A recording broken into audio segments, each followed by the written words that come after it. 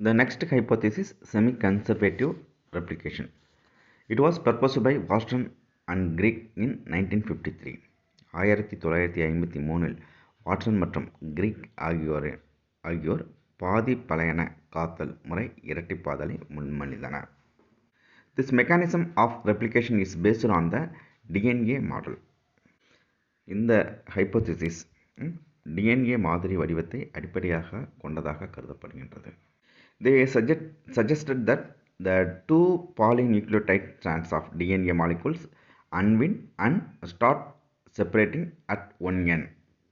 இதில் பார்த்தீங்கன்னா டிஎன்ஏவின் இரு இழைகளும் ஒரு முனையிலிருந்து தொடங்கி பிரிய தொடங்குகின்றன. Unwind. The DNA molecules unwind and start separating at one end. During this process, covalent hydrogen bonds are broken. The separated single strand then act as template for synthesis of a new strand. இந்த மாதிரி டிஎன்ஏவின் இரு இழைகளும் ஒரு முனையில் இருந்து பிரிய தொடங்கும் பொழுது hydrogen பிணைப்புகள் உடைகின்றன. இவ்வாறு பிரிக்கப்பட்ட ஒவ்வொரு இழையும் புதிய இழையின் வார்ப்புருவாக செயல்படுகின்றன. ஒவ்வொரு ஸ்ட்ராண்டும் வார்ப்புருவாக செயல்படுகின்றன.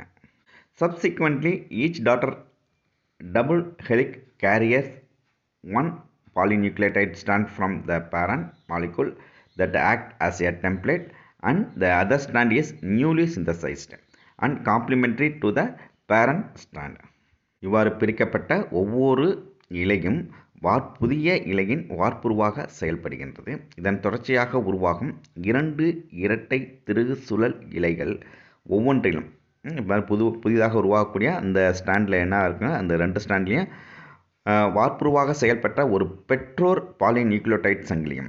இதில் என்னது பழசு ரெண்டாக பிரிகிறதுல ஒவ்வொன்றும் ஒவ்வொரு புதிய இலையை உருவாக்குது. அப்போ அதில் என்ன இருக்குது, ஒரு பழைய இலையும் ஒரு புதிய இலையும் உருவாகுது.